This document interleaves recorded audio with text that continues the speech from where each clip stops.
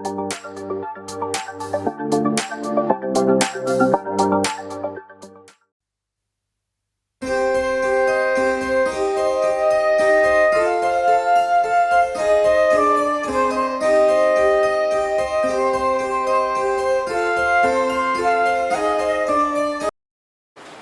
या दिवसामध्ये पाहत आहोत प्रभू येशू ख्रिस्त या जगामध्ये येत असताना प्रत्येक व्यक्तीनं वेगवेगळ्या पद्धतीनं त्याचं स्वागत केलेलं आहे. आणि मागच्यासाठी पाहिलं की येशूचा जन्म हा कृपेवर कृपा देण्यासाठी झालेला आहे. नुसती कृपा नाही तर कृपेवर कृपा. जो ख्रिस्ताला स्वीकारतो तो कृपेवर कृपा स्वीकारतो. आणि नुसता मी कृपा पाहिली, त्या कृपेमध्ये अनेक प्रकारचे लाभ आम्ही अनुभवले. परंतु नुसती कृपा मिळावी या उद्देशासाठी ख्रिस्ताला स्वीकारणं आमचा स्वार्थ येतोय प्रिया. देवाच्या पुत्राला स्वीकारावं, देवाच्या पुत्राला अंतःकरणामध्ये घ्यावं, आपलं जीवन त्याला समर्पित करावं, ही भावना नक्की चांगली आहे. परंतु नुसत्या कृपेसाठी प्रभूला स्वीकारू नका. मग असे काही लोक प्रभू येशू ख्रिस्ताच्या आगमनाच्या अगोदर त्यानं येशूच्या आगमनाची तयारी केलेली आहे आणि त्या तयारी करणाऱ्या लोकांपैकी आम्ही असावं. प्रत्येकानं केलेली आहे. भविष्यवाणी करण्यात आली की पहा, कुमारी गर्भवती होऊन पुत्र प्रसवेल, त्यास इम्मॅन्युएल म्हणजे आमच्या बरोबर राहणारा देव असं म्हणतील. आणि ज्या स्त्रीला ते कृपा प्राप्त झाली किंवा ज्या स्त्रीच्या द्वारे येशूचा जन्म व्हायचाय आणि ज्या येशू ख्रिस्ताच्या जन्माची वार्ता घेऊन देवदूत त्या स्त्रीकडे गेले, बायबल सांगतं ती घाबरली. मरिया घाबरली. कारण तिला माहितीये कुमारी अवस्थेमध्ये येशूला स्वीकारणं इतकं सोपं नाही. कान देऊ नये का? प्रभू येशू ख्रिस्त कोणामध्ये जन्म घेतो किंवा कोणाची निवड करतो जन्म घेण्यासाठी? आम्ही तर प्रार्थना करत आहोत, येशूने माझ्यामध्ये जन्म घ्यावा, येशू माझ्यामध्ये ये, येशू माझ्यामध्ये जन्म घे, ही आमची प्रार्थना आहे. परंतु सगळ्याला येशू प्राप्त होणार नाही, ठराविक लोकांना. आणि येशू आमच्यामध्ये जन्म घेणं किंवा आमच्यामध्ये येणं, आम्ही त्याला स्वीकारणं, ही जी कृपा आहे ती सगळ्याला प्राप्त होणार नाही. लक्षात ठेवा, येशूला स्वीकारणं म्हणजे कृपा स्वीकारणं. सगळेच येशूला अंतःकरणात घेऊ शकत नाहीये. लाख तुम्ही लोकांना वचन सांगितलं, सगळेच ख्रिस्ताला स्वीकारतील या प्रकारे तुम्ही आणि होऊ शकत नाही. परंतु एक गोष्ट निश्चित आहे, ज्यांना कृपा मिळाली ते ख्रिस्ताला स्वीकारतात. मग तुम्ही धन्य लोक आहात. तुम्ही जर ख्रिस्ताला स्वीकारलं याचं कारण काय? देवानं तुम्हाला ती कृपा दिलेली आहे. देवानं कृपा दिलेली आहे. ते काय तुमचं चांगलं पण नाहीये, ते काय तुम्ही कोणीतरी ग्रेट आहात म्हणून येशूला स्वीकारलं नाही. अहो, ते अंतःकरण तयार केलं गेलं. तसं मरीचं अंतःकरण येशूला स्वीकारण्यासाठी तयार करण्यामध्ये आलं.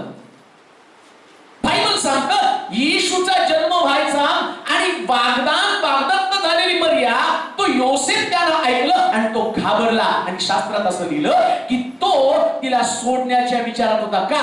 कारण तिच्यामध्ये येशू गर्भाच्या रूपानं राहत आहे आणि त्याला असं वाटलं हा येशूचा माझा काही संबंध नाही, म्हणून तो तिला सोडण्याच्या विचारामध्ये होता. म्हणून तुम्हाला सांगतो, येशूला स्वीकारलं तर कदाचित तुमचे नातेवाईक तुम्हाला सोडतील. येशूला सोडणं स्वीकारणं इतकं सोपं नाही. ज्या दिवशी तुम्ही येशूचा स्वीकार करता तिथूनच तुमच्या नातेवाईकांचा विरोध तुम्हाला सुरुवात होतो. त्या दिवसापासून तुमच्या घरामध्ये येणारे लोक बदलले जातात. ते तुम्हाला स्वीकारत नाही, नको म्हणतात त्यांच्या घरी जायला. नाते संबंध तुटले जातात, कामावरचे संबंध बिघडले जातात, आजूबाजूच्या परिस्थितीमध्ये फरक पडला जातो आणि कधी कधी एकाकीपणाची भावना उचल खाते. तसं मरियेच्या बाबतीमध्ये ती द्विधा मनस्थितीमध्ये सापडलेली आहे. तिला असं वाटलं एवढं चांगलं जीवन जगलं आणि आता मला मिळालं काय? तर माझं जे घडलं ते बिघडलेलं आहे. काम की नाही का? मरियेचं वागदान झालं, योसेफ हा तिची निवड आहे, योसेफ हा तिला पसंत असणारा व्यक्ती आहे. आणि नेमकं येशू आल्यामुळं जे नाते बिघडले गेले, जे तिच्या हातात ते निसटून गेलं. प्रिया, शास्त्र सांगतं योसेफ तिला गपचूप सोडण्याचा विचार करत होता. कसला ख्रिसमस आहे हो! आम्ही तर एवढा मोठा आनंद करतो, पण त्या दिवशी जी पहिली स्त्री नाताळ साजरा करत असताना, ती येशूच्या आगमनाची तयारी करत असताना तिला मात्र दुःखाला तोंड द्यावं लागलं का?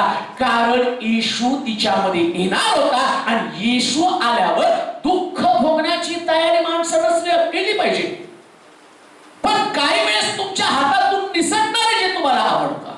योसेफ तिची आवड आहे आणि आता तो निसटणार आहे. पण लक्षात ठेवा, तो निर्णय जरी त्या ठिकाणात घेतला जाईल, जसं आता मगाशी सिस्टरनी साक्ष सांगितले मंगला गुडके, निर्णय घेतला गेला कोणता? 9-9.5 लाख रुपये तुम्हाला भरावेच लागेल हा निर्णय आहे. आणि तो निर्णय जरी घेतला गेला, येशू मुळे असले निर्णय तुम्हाला सहन करावे लागतात. आणि ते निर्णय सहन करत असताना ज्या ख्रिस्ताला अंतःकरणामध्ये आम्ही घेतो, त्यास येशू ख्रिस्त आमच्या अंतःकरणात असल्यामुळेच घेतलेले निर्णय सुद्धा बदलले जातात. योसेफाच्या मनात आला, निर्णय घेतला सोडून टाकावं. योसेफाच्या मनामध्ये चलबिचल चालली, मरियेला सोडून टाकावं. बायबल सांगतं त्याच दिवशी, ज्या दिवशी त्याच्या डोक्यामध्ये विचार चालले, देवदूत त्याच्याकडे आले आणि त्याला म्हटले, योसेफा मरियेला सोडू नको, कारण तिच्या पोटी जो आहे ना तो साधा व्यक्ती नाही, तो नासीर आहे, तो देवाचा पुत्र आहे. आणि असं सांगितल्याबरोबर त्याचा निर्णय बदलला. जर तुम्ही ख्रिस्ताला स्वीकारलं असेल तर काही वेळेस अशा प्रकारचे निर्णय तुमच्या जीवनात घेतले असतील जे तुम्हाला दुःख देणारे असतील, ज्याच्यानं तुमचं अंतःकरण कष्टी बनणार आहे, ज्याच्यानं तुमच्या मनामध्ये वेदना निर्माण होणार आहे. परंतु येशूच्या आगमनाची तयारी करणं म्हणजेच काय? वेदना स्वीकारणं. वेदना स्वीकारा. अशा प्रकारे ख्रिस्ताला घ्या. ख्रिस्ताबरोबर नुसता आनंद नकोय हो. लक्षात ठेवा, येशूचा जन्म ज्यांनी स्वीकारला ना, त्या सगळ्या लोकांना, जेवढ्यांनी स्वीकारला, ज्यांनी नाकारला ना ते सगळे आनंदी होते. कुणाच्याच घरामध्ये प्रॉब्लेम नाही का? उतार शाळेत त्याला जागा नाही आणि काही लोकांचं घर त्याने वाजवलं आणि ते म्हटले कशाला आता मर्यादा घ्यायचं, आणि त्या लेकराचं ओरडणं, तो येशू आणि तो बाळ जन्माला आल्यावर आमच्या घरामध्ये त्याचं ओरडणं चालू होईल, कारण आमचं घर घाल होईल. अनेक लोकांनी आपलं घर बंद केलं. पण ज्या लोकांनी ख्रिस्ताला स्वीकारलं त्या लोकांना मात्र दुःख भोगावं. त्यात एक कुत्रा, त्या कुत्र्याने आपली जागा त्याला दिली, इथं जन्म घे. आणि बोलता बोलता ख्रिसमस संबंधाने मी त्या ठिकाणी बोललो, सांगितलं अहो कुत्र्यानं स्वीकारलं पण बाकीच्या लोकांनी स्वीकारलं नाही. मग मी त्यांना म्हटलं कदाचित देव म्हटलं असेल कुत्र्याचे नाही तर माणूस आहे, नाही का? कुत्र्याने येशूला स्वीकारलं पण माणसं येशूला स्वीकारलं नाही. आणि मग अहो तुम्ही कुत्र्याचे निमित्त नाही ना, जे लोक ख्रिस्ताला स्वीकारत नाहीत ते कुत्र्याचे निमित्त आहे. आम्ही म्हणाल का? तर सुरात म्हणाला स्वीकारत नाही, मग तुम्ही त्या कुत्र्याच्या लेपी तरी म्हटलं तरी चालेल. ज्यांनी स्वीकारलं नाही, ज्यांनी नाकारलं, बायबल सांगतं की त्या ठिकाणामध्ये येशू तिथून गेला, परंतु अनेक लोकांनी येशूचा स्वीकार केला. त्यातल्या एका व्यक्ती संबंधानं म्हणणं पाहणार आहोत की त्या व्यक्तीनं कशा पद्धतीनं येशूला आपल्या जीवनामध्ये घेतलेलं आहे. त्याच्यासाठी एक वचन अगोदर वाचूया. योहानाचं शुभवर्तमान पहिला अध्याय त्याचं 14 वचन, 14 पासून काही वचन वाचूया. शब्द देही झाला, शब्द देही झाला आणि त्याने आम्हामध्ये वस्ती त्यानं आम्हामध्ये वस्ती केली आणि आम्ही त्याचे गौरव पाहिले. आम्ही त्याचं गौरव पाहिलं. ते पित्यापासून आलेल्या एकुलत्या एकाचे गौरव असावे, एकुलत्या एकाचं गौरव असावं, असं अनुग्रह व सत्य याने परिपूर्ण, सत्य याने परिपूर्ण होते. त्याच्याविषयी योहान साक्ष देतो, ज्याच्याविषयी योहान साक्ष देतो आणि मोठ्याने म्हणतो जो माझ्या मागून येतो तो माझ्या पुढे झाला आहे. एक व्यक्तीनं येशूला स्वीकारलं आणि त्याचं नाव योहान.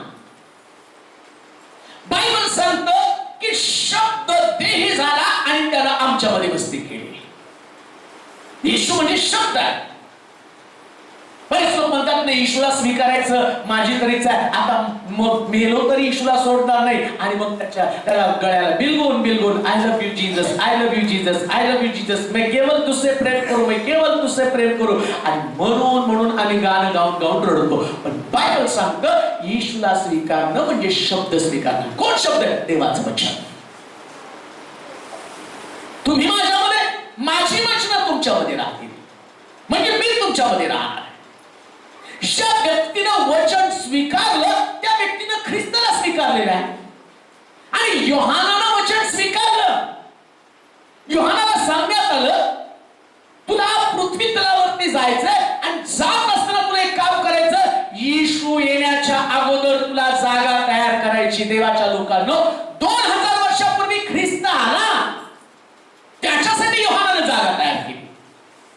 योहान त्याच्या अगोदर जाऊन रानामध्ये घोषणा करत राहिला. प्रिया, योहान शांत बसला नाही. त्याला माहिती आहे येशू यायला पाहिजे, तर त्याच्या येण्याच्या अगोदर लोकांना त्याविषयी माहिती देणं गरजेचं आहे. देवाचा पुत्र येणार आहे, देवाचा पुत्र येणार आहे, देवाचा पुत्र येणार आहे. आणि योहानानं तिथं म्हटलं की तो येत आहे आणि जो येणार आहे, जो आला आणि तो माझ्या मागे होता, आता मात्र तो माझ्या पुढे आहे. हा सुंदर गोष्ट त्यांनी सांगितली. कालपर्यंत येशू माझ्या मागे होता, पण आता मात्र येशू माझ्या पुढे. का हो? येशू उभं राहून वाट अडवतो चुकीच्या मार्गाने जाऊ नये.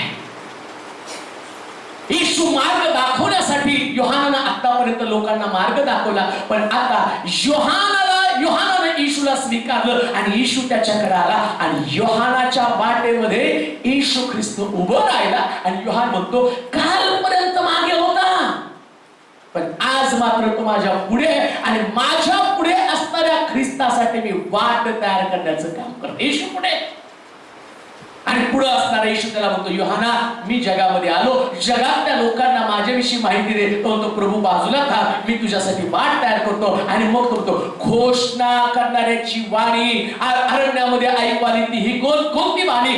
पश्चाताप करा, कारण स्वर्गाचं राज्य जवळ आलं आहे. या येशूच्या आगमनासाठी त्यानं काय घोषणा केली? पश्चाताप करा. कोणाकडे येशू येणार आहे? हो, कोणाच्या प्रकरणामध्ये जन्म घेणार आहे?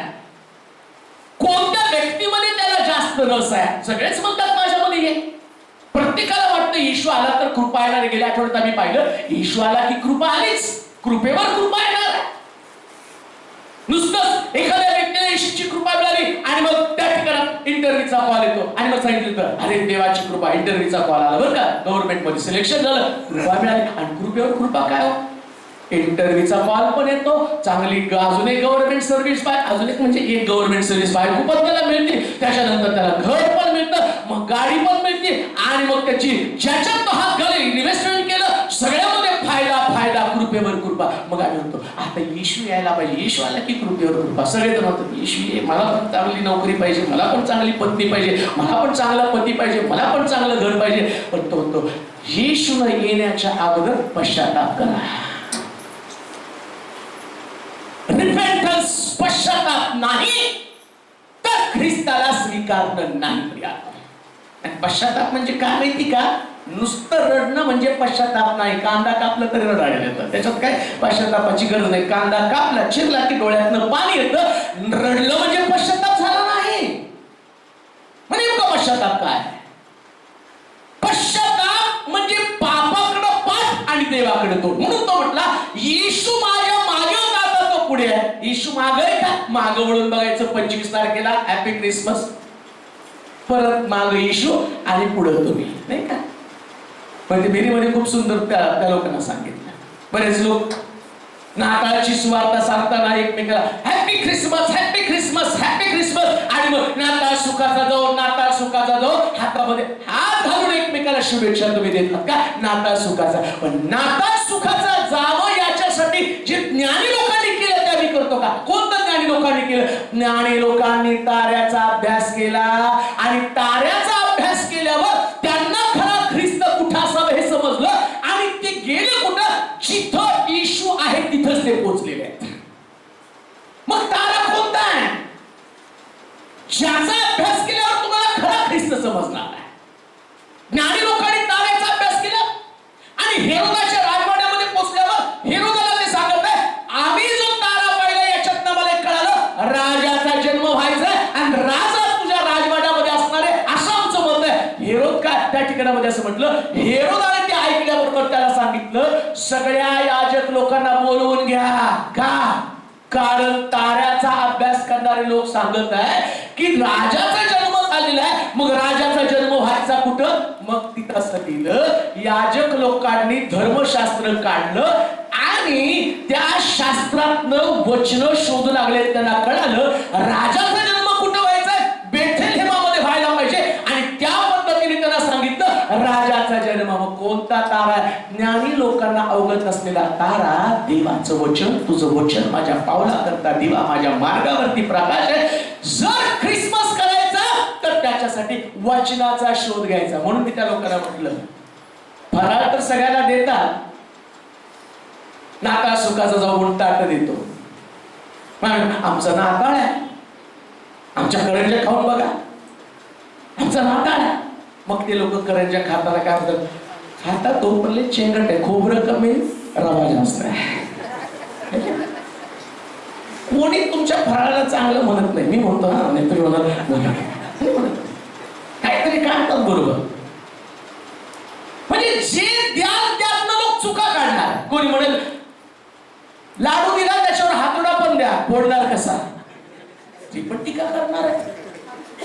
जाताना पाठीमागे बोलणार आहे तुम्हाला, नारळ लाडू दिला पण हे लाडू आहे तर नारळ कळत आहो. आणि मग काय सांगताना सांगत, आम्ही तर आमच्या मुलाला बॉल म्हणून खेळायला दिला, कुठलाच नाही.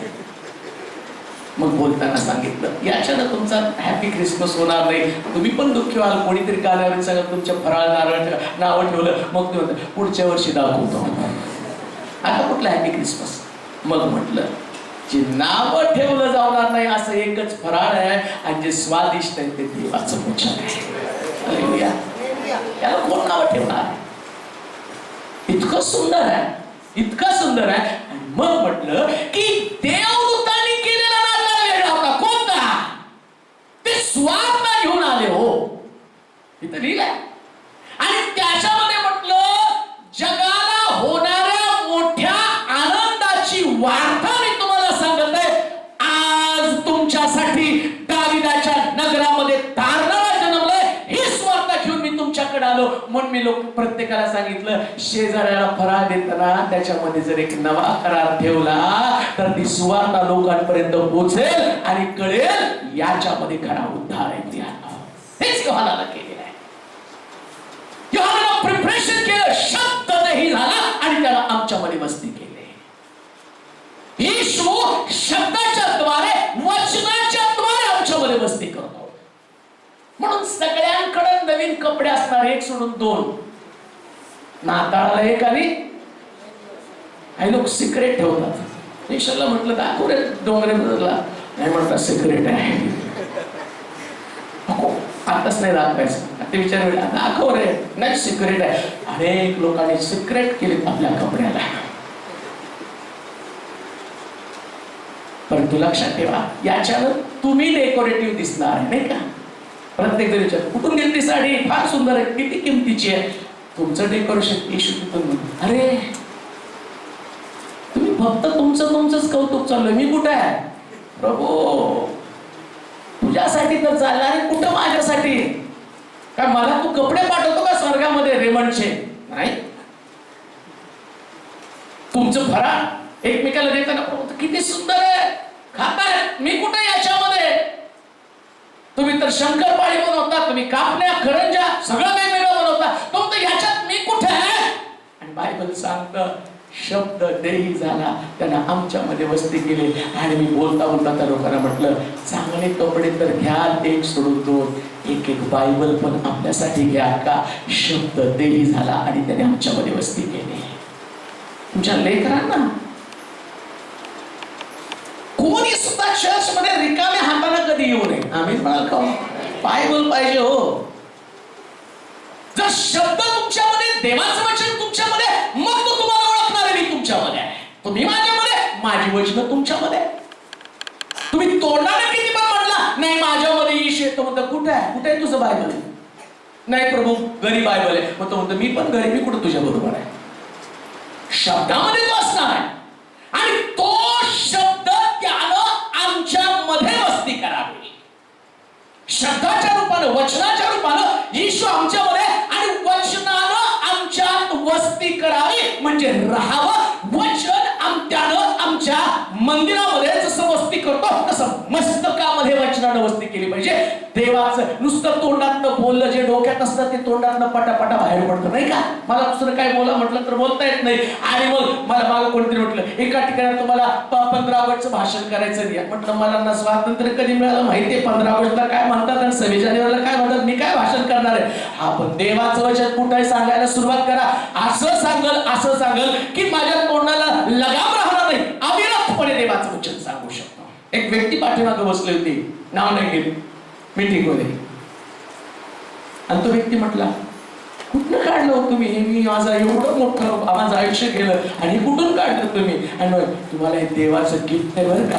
का हो? हे इथं बसलंय, हे इथं बसलंय, हे इथून बाहेर पडतं. कारण शब्द देही झाला आणि त्यानं आमच्यामध्ये वस्ती केली द्या. आता येशूला वचनाच्या द्वारे आमच्यामध्ये वस्ती करू द्या. ते वचन आमच्यामध्ये नाताळ करणं म्हणजे येशूचं वचन स्वीकारणं. प्रत्येकानं एक बायबल घ्यायचंच यावर्षी. चांगलं. कपडे कसे दरवर्षी घेता हो? आणि म्हणून जुने झालेत. बायबल म्हणजे तुमचं बायबल नवीन आहे म्हणजे जो व्यक्ती कपडे घालतो त्याचे कपडे जुने होतात, नाही का? आणि जो व्यक्ती कपडे, काही लोकांना सवय एकदा घातलं की कपाटात ठेवायचं, नुसतं बघायचं, टाकायचं की परत येतं कपडे. मग आनंद, हे आमचे कपडे बरं का, कसं दिसतं? घाल ना अंगावर, मग समजेल कसा दिसतो तू किती हँडसम आहे. तसं देवाचं वचन रोज रोज घातलं वाचलं तर ते जुनं होईल, पण प्रत्येक वेळेस देवाचं वचन नव्यानं माझ्यामध्ये यावं म्हणून या वर्षीच्या नाताळामध्ये लेकरांना कपड्याबरोबर एक बायबल पण घेऊन द्या. एक बायबल त्याला गिफ्ट करा, ठेवा त्याच्याजवळ आणि त्याला सांगा हे तुझं वचन आहे. येशू त्यानं आमच्यामध्ये वस्ती केली.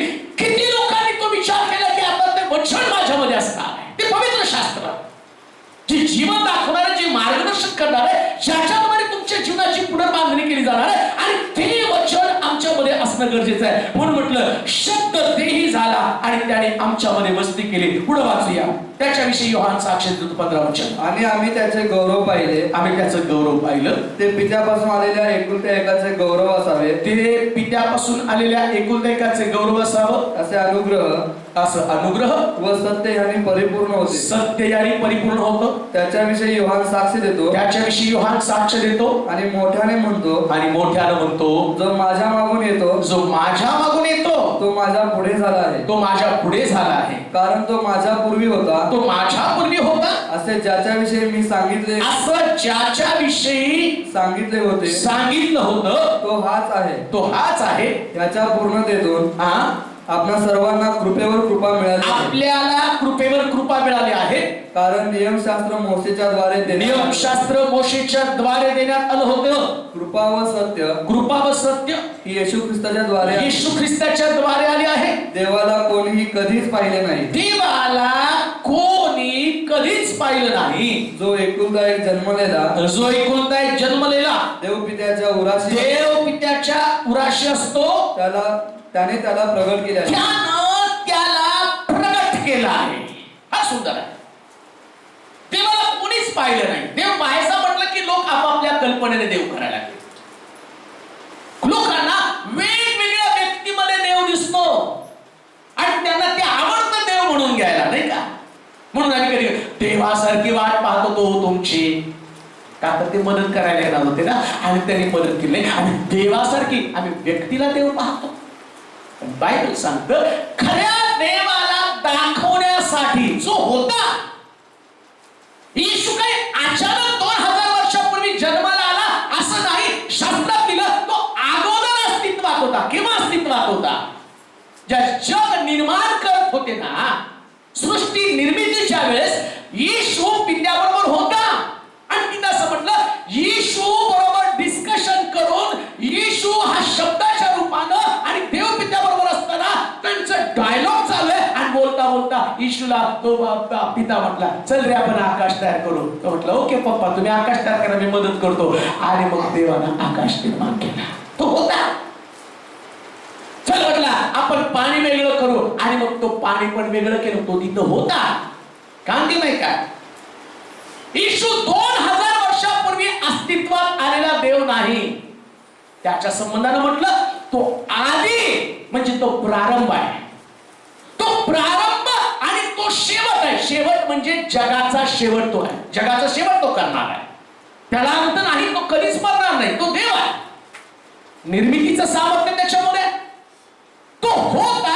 आणि पवित्र शास्त्र सांगतं आता लोकांना कळावं की देवाला पुत्र आहे. आणि देव कसा आहे त्या पुत्राला पाठवून दाखवायचं. देव माझ्या पुत्रासारखं आहे. म्हणून येशूला त्या शिष्याने विचारलं आम्हाला देव पिता दाखवा. तो म्हटला ज्यानं मला पाहिलं त्यानं मी त्याला पाहिलं. येशू प्रगट झाला. प्रगट होणं म्हणजे जे आहे ते प्रगट होणं प्रिया. तसं प्रगटीकरणाचं दान आहे. कोणाच्या मनात काहीतरी चाललेलं असतं आणि मग ते चाललेलं असतं म्हणून ते प्रगट केलं जातं. अचानक घडत नाही. तसं येशू अस्तित्वात होता. बरेच लोकांचा तो प्रश्न आहे काय येशू होता का किंवा येशू देव आहे का? येशू आणि संदेष्टापैकी कोणी आहे का? येशू संदेष्ट आहे का? येशू आणि सेवक आहे का? कोण आहे नेमका? बायबल सांगतो तो देवाचा पुत्र आहे आणि तो सृष्टीच्या स्थापनेच्या अगोदर अस्तित्वात होता. म्हणून हे वचन कायमस्वरूपी पक्क डोक्यामध्ये असू द्या की तो सृष्टीच्या निर्मितीच्या अगोदर अस्तित्वात होता आणि तो असल्या कारणानं देवानं त्याला प्रगट केलं. दुसऱ्या भाषेमध्ये असं म्हणेल की जसं त्याला लॉन्च करावं देवाच्या डोक्यातली कल्पना त्यानं लोकांसमोर येशूला आणलं आणि तो येशू देव आहे किंवा देवाचा पुत्र आहे हे दाखवण्यासाठी. काम देऊ नाही का? जर तो संदेश असता, जर तो मानव असता तर त्याचा जन्म मानवासारखा झाला असता. संदेष्टीचे जसे जन्माला आले त्या संदेष्टाला आई आहे, संदेष्टाला वडील आहे. पण येशूच्या बाबतीमध्ये त्याला आई वडील नाही. योसेफ हा फक्त मरियेचा पती होता पण तो येशूचा बाप नव्हता. कारण त्याचा जन्म मानवी वासनेच्या द्वारे झाला नाही तर पवित्र आत्म्याच्या द्वारे त्याचा जन्म झाला. आत्म्याच्या द्वारे तो अस्तित्वात आला आणि पवित्र आत्म्यानं त्याचा जन्म झाला. आणि बायबल सांगतं देवानं त्याला मरियेच्या द्वारे प्रगट केला. प्रगट झाला प्रिया. आणि कशासाठी प्रगट झाला ते वाचा परत. शब्द देही झाला आणि त्याने आम्हामध्ये वस्ती त्यानं आमच्यामध्ये वस्ती केली आणि आम्ही त्याचे गौरव पाहिले. आम्ही त्याचं गौरव पाहिलं. ते पित्यापासून आलेल्या एकुलत्या एकाचे गौरव असावे. एकुलत्या एकाचं गौरव असावं असे अनुग्रह व सत्य. काय येशूला प्रगट केलं? काय येशू 2000 वर्षापूर्वी जन्माला आला? का आम्हाला 25 बाकीच्यांना सण होता मग आम्हाला नव्हता. मग आम्हाला प्रश्न पडला आम्ही काय करावं? मग तो म्हटलं 25 तारखेला जन्म घे. आमच्या लोकांना नवीन कपडे घालायला पाहिजे, आमच्या लोकांना घर दाखवायला पाहिजे. याच्यासाठी प्रगट केलं का? नाही. मग कशासाठी? इथं असं लिहिलं देवाचं गौरव. वाचा फार सुंदर आहे ते. हा आम्ही त्याचे गौरव पाहिले. त्याचं गौरव पाहिलं. ते पित्यापासून आलेल्या एकुलत्या एकाचे गौरव असावे. एकुलत्या एकाचं गौरव असावं असे अनुग्रह व सत्य यांनी परिपूर्ण होते. आम्ही देवाचं गौरव पाहावं. काय पाहावं? देवाचं गौरव. एक मुलगा आमच्याकडे सुट्टीला येतो. आम्ही म्हणतो की तो आमचे नातेवाईक आहे, आमची बहीण आहे, त्या बहिणीचा मुलगा आहे. कोण म्हणतं आमचे चुलते आहेत, त्या चुलत्यांचा आणि मुलगा माझा चुलत भाऊ आहे. आणि तो आल्यावर त्याच्याकडचं एक वेगळं तेज असतं. श्रीमंत व्यक्ती असतो. त्याच्या हातामध्ये अंगठ्या, त्याचा चेहरा लाल बुंद आणि त्याच्या डोक्यावरचे केस सुंदर आणि तो वावरताना लोक त्याच्या भोवती फिरू लागतात. ते काय म्हणतात काय भारी व्यक्ती आहे. मग सांगतो हा श्रीमंत आहे का? अंबानीचा पोरगा आमच्या घरी सुट्टीला आला तर येणार नाही. पण आला तर फोटो काढून हैराण. या अंगलने पोस्ट देत फेसबुकवर कोण अंबानी बरोबर का?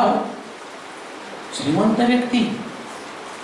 पवित्र शास्त्र सांगतात जगातला सगळ्यात अद्भुत, जगातला सगळ्यात गौरवी त्याचं गौरव प्रगट होण्यासाठी देवानं पुत्राला सुट्टीला आमच्यामध्ये पाठवला. अंबानी पाठवत नाही हो.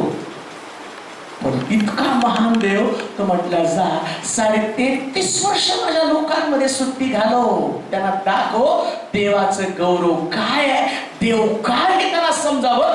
जे गौरव स्वर्गामध्ये होतं आता ते गौरव लोकांना प्रगट व्हायला पाहिजे. आणि येशू आला. काय गौरव माहिती का? येशू आला पाण्यातून बाप्तिस्मा घेतला, वर आला, कबुतराच्या रूपानं पवित्र आत्माला अरण्यामध्ये घेऊन गेला, अरण्यातनं बाहेर आला आणि आता गौरव दाखवायला त्यानं पित्याचं रायचसनेस, पित्याची श्रीमंती, पित्याचं सामर्थ्य, त्याची कल्पकता आणि त्याचं सर्व गौरव लोकांना दाखवायला सुरुवात केलं. पवित्र शास्त्र सांगतं, फार सुंदर असलेलं, येशू खाना गावात गेला आणि तिथं द्राक्षरस संपला आणि तेवढ्यामध्ये पित्याचं गौरव करण्यासाठी येशू तिथं प्रगट झाला आणि त्या ठिकाणामध्ये म्हटलं द्राक्षरस संपला. मरियम म्हटली, हे जे सांगेल तर तुम्ही करा, आणि तो केला. आणि तिथं असं लिहिलं, त्यानं पाण्याचा द्राक्षरस केला आणि त्यानं पित्याचं गौरव तिथं प्रगट केला. हालेलुया. आज दुपारी मला तुम्हाला सांगू द्या, येशूचा जन्म यासाठी झाला, जसं काना गावात त्यानं पित्याचं गौरव प्रगट केलं, तसं तुमच्या कुटुंबामध्ये देवाचं गौरव प्रगट व्हावं आणि दाखवून द्यावं लोकांना की पित्याचं स्वर्गातलं गौरव आता तुमच्यामध्ये उतरून आलेलं आहे. ते खरं आहे. येशू तुमच्या घरात आल्यावर गौरवाला सुरुवात आहे. हा, श्रीमंत व्यक्तीची ओळख असलेल्या लोकांकडे राबता असतो, सारखं जातात नाही का. एखादा मंत्री ज्यावेळेस मोठ्या पदावरती असतो ना, सगळे लोक त्या मंत्र्याच्या जवळच्या व्यक्तीकडे सारखं पळ जातात, माझं काम करावं, सांगा ना तेवढं माझं काम करायला. मला आठवतं, मी चर्चा रस्त्यासाठी त्या ताईंकडे गेलो होतो आणि मग आतमध्ये घुसायची वाट बांधलो, सगळ्या रांगेत तेव्हा बसा रांगेमध्ये, आणि मग कधी ताई बोलवतील आणि ताईंकडे गेले बरोबर बरेच लोक फोटो काढला, ताईं बरोबर फोटो. सत्ता गेली, कोणी माई नाही, कोणी ताई नाही, कोणी नाही. प्रभू ख्रिस्ताची सत्ता काल, आज, युगायुग, आणि तो ज्यास आमच्यामध्ये येतो त्यास तुमच्याकडे पण लोकांच्या प्रार्थनेच्या रांगा लागतील का, ते गौरव पाहण्यासाठी. ते गौरव. पण मग असे सिस्टरने सांगितलं, प्रार्थनेचे लोक येते, कुठे प्रार्थना करणारे लोक, कुणाचं गौरव. माने सिस्टर प्रार्थना करतात ते गौरव, त्यांना काय येते, प्रार्थना येणार नाही त्यांना. म्हणजे येशू त्यांच्यामध्ये आहे ना, तो येशू गौरव लोकांना देतो, ते गौरव प्रगट तुमच्याबद्दल वाटतं. जिथं तुम्ही काम करताना त्या कामामध्ये येशू तुमच्या बरोबर येतो. बायबल सांगतं, शब्द देही झाला, त्यानं आमच्यामध्ये वस्ती केली, रविवारी तुमच्यामध्ये वचनाच्या द्वारे येतो आणि तो वचनाच्या द्वारे तुमच्या बरोबर आल्याबरोबर तुमच्या घरामध्ये, तुमच्या कामाच्या ठिकाणी येतो आणि कामाच्या ठिकाणी गेल्यावर होतं. हे माणसाला जमतं कसं, कारण याच्या बरोबर गौरव झालंय. येशूचा जन्म, ते गौरव तुमच्या बरोबर चालत आहे. म्हणून योहान म्हणतो की पित्याचं गौरव प्रगट व्हावं याच्यासाठी येशू तुमच्यामध्ये आलेले. काय तुम्ही गौरवाला वंचित आहात का? मग येशू आपल्यामध्ये घ्या. पुढे वाचूया. ते पित्यापासून आलेल्या एकुलत्या एकाचे गौरव असावे, एकुलत्या एकाचं गौरव असावं, असे अनुग्रह व सत्य यांनी परिपूर्ण होते. त्याच्याविषयी योहान साक्ष देतो आणि मोठ्याने म्हणतो, जो माझ्या मागून येतो तो माझ्या पुढे झाला आहे, कारण तो माझ्या पूर्वी होता, असे ज्याच्याविषयी मी सांगितलं होतं तो हाच आहे. त्याच्या पूर्णतेतून आपणा सर्वांना कृपेवर कृपा मिळाली आहे. कारण नियमशास्त्र मोशेच्या द्वारे देण्यात आलं. कृपा व सत्य ही येशू ख्रिस्ताच्या द्वारे आली. देवाला कोणीही कधीच पाहिलं नाही. जो एकुलता एक जन्मलेला देव पित्याच्या उराशी असतो, त्याने त्याला प्रगट केले आहे. सतत बापाच्या उराजवळ पडणारा येशू पित्याला कधी सोडत नव्हता. का नाही का, तो सतत बापाच्या जवळ. शास्त्रात असं लिहिलं, स्वर्गामध्ये पिता पुत्र काय काम करतात माहिती का तुम्हाला? सध्या एकच काम. पिता पुत्रावर प्रेम करतो आणि पुत्र पित्यावर प्रेम करतो. फक्त दोघं एकमेकावर प्रेम करण्याचं काम करतात. तो येशू त्याकडे जातो, म्हणतो बाबा मी तुला सोडून जाऊ कुठं. आम्ही पाहतो की पेत्र सुद्धा योहानाच्या सतत उराशी लपलेला असायचा, सतत उराशी रिंजलेला असायचा. आणि म्हणून पेत्र येशूला विचारतो, तुला सोडून जाऊ तरी कुठं, जीवनाच्या गोष्टी केवळ तुझ्या जवळ. हा पेत्र वाईट प्रवृत्तीचा होता, तो चांगला नव्हता, पण तरी सुद्धा येशू त्याला आपल्या उराशी घेऊन निजत होता. हा पेत्र शिवीगाळ करणारा होता, पण तरी सुद्धा येशू त्याला आपल्या उराशी घेऊन निजत होता. हा पेत्र सतत आणि सतत द्वेषानं भरलेलं त्याचं अंतःकरण होतं, तरी सुद्धा येशू त्याला सतत उराशी घेऊन निजत होता. आणि येशू त्याला सोडून जाताना त्याला वाईट वाटत होतं. नीट ऐका, जे मी तुम्हाला सांगतो ही काही स्टोरी बनवून सांगत नाही, ह्याच्यातलं अर्थ तुम्हाला लक्षात घेणं गरजेचं आहे. पित्याच्या उराशी असणं म्हणजे काय. येशूला वधस्तंभीत जाण्याचं आणि मरण्याचा समय आला. त्यास येशू पेत्राकडे पाहून म्हणतो, पेत्रा आता लवकर मनुष्याचा पुत्र पापी लोकांच्या हाती धरून दिला जाणार आहे. आणि ते जात असताना एक गोष्ट करणार आहे, सैतान तुला चालण्यासाठी मागून केला आहे. का तर तो पित्याच्या उराशी असतो.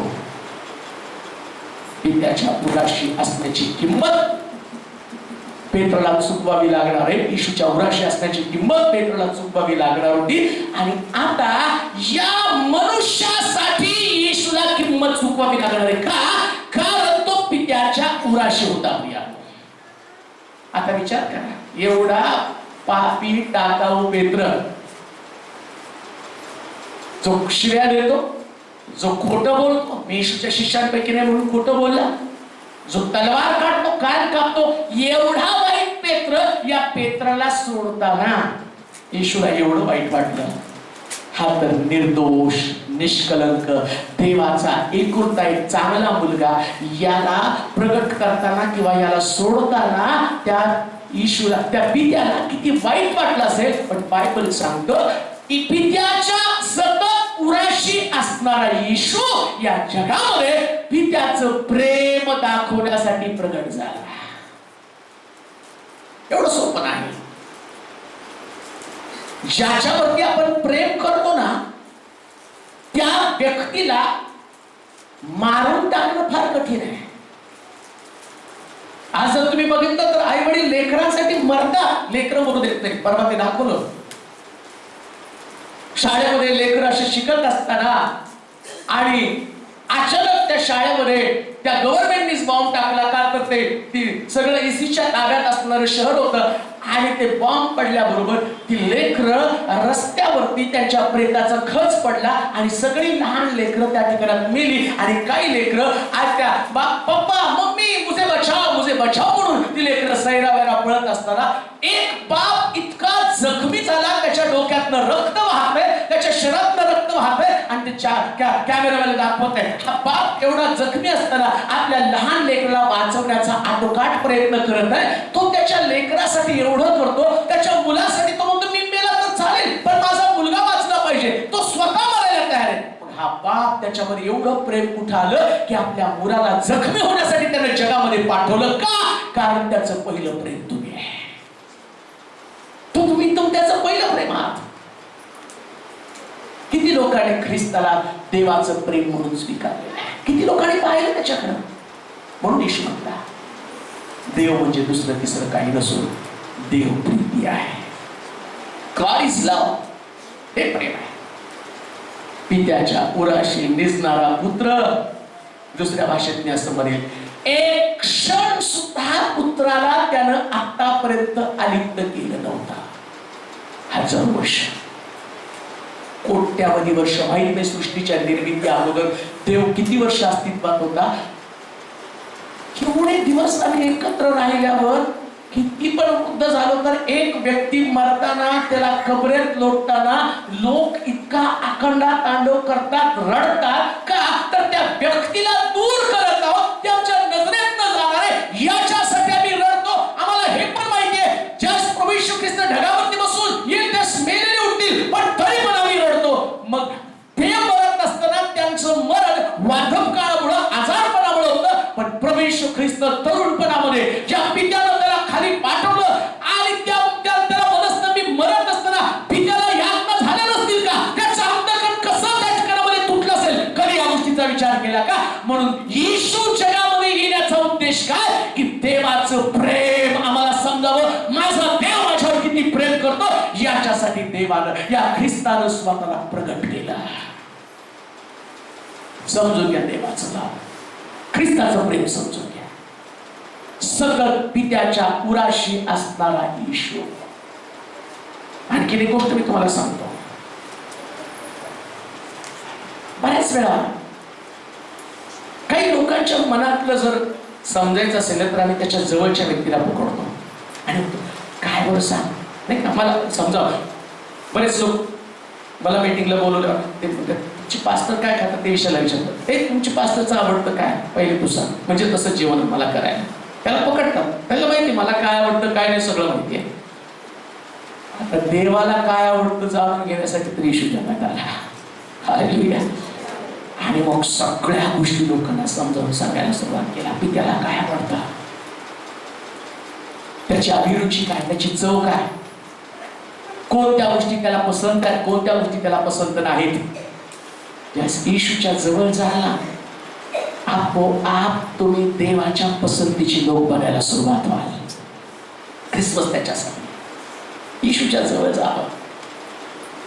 जवळ जाऊन त्याला म्हणायला पाहिजे, हे येशू सांग माझ्या बापाला काय आवडतं. लक्षात ठेवा, येशू द्वार आहे. येशू पित्याकडे जाण्याचं द्वार आहे. येशू न्याय करणार आहे आणि न्यायाधीश म्हणून तो असणार आहे. पण तुम्हाला स्वर्गात घ्यायचं का नाही हे पिता ठरवणार आहे. तो वकील आहे आणि स्वर्गातल्या देवाला भेटण्याची तयारी म्हणून येशू जगामध्ये आला आणि तो आला आणि त्याने आम्हाला शिकवलं काय, स्वर्गातली रहस्य. म्हणून त्याच्यामध्ये म्हटलं वचनाच्या द्वारे आमच्या जीवनाचं जडणघडण करतो. एकच वचन वाचूया आणि मग पुढे आपण जाऊया पटकन. एकच वचन वाचू. पुढे 19 वचन. पुढे यहूद्यांनी यरूशलेमहून याजक व लेवी यांना योहानाला आपण कोण आहात असे विचारावयास पाठवलं. तेव्हाची त्याची साक्ष हीच आहे. त्याने कबूल केलं, नाकारलं नाही. मी ख्रिस्त नाही असे त्याने कबूल केलं. तेव्हा त्यांनी त्याला विचारलं तर मग आपण कोण आहात? एलिया आहात का? तो म्हणाला मी नाही. आपण संदेष्ट आहात का? त्यावर त्याने नाही असे उत्तर दिले. यावरून ते त्याला म्हणाले ज्यांनी आम्हाला पाठवलं त्यांना आम्ही उत्तर द्यावं म्हणून आपण कोण आहात हे सांगा. स्वतःविषयी फार सुंदर आहे. स्वतःविषयी आपलं काय म्हणणं आहे? तो म्हणाला यशया संदेष्टानं सांगितल्याप्रमाणे परमेश्वराचा मार्ग नीट करा. असे अरण्यात ओरडणाऱ्याची वाणी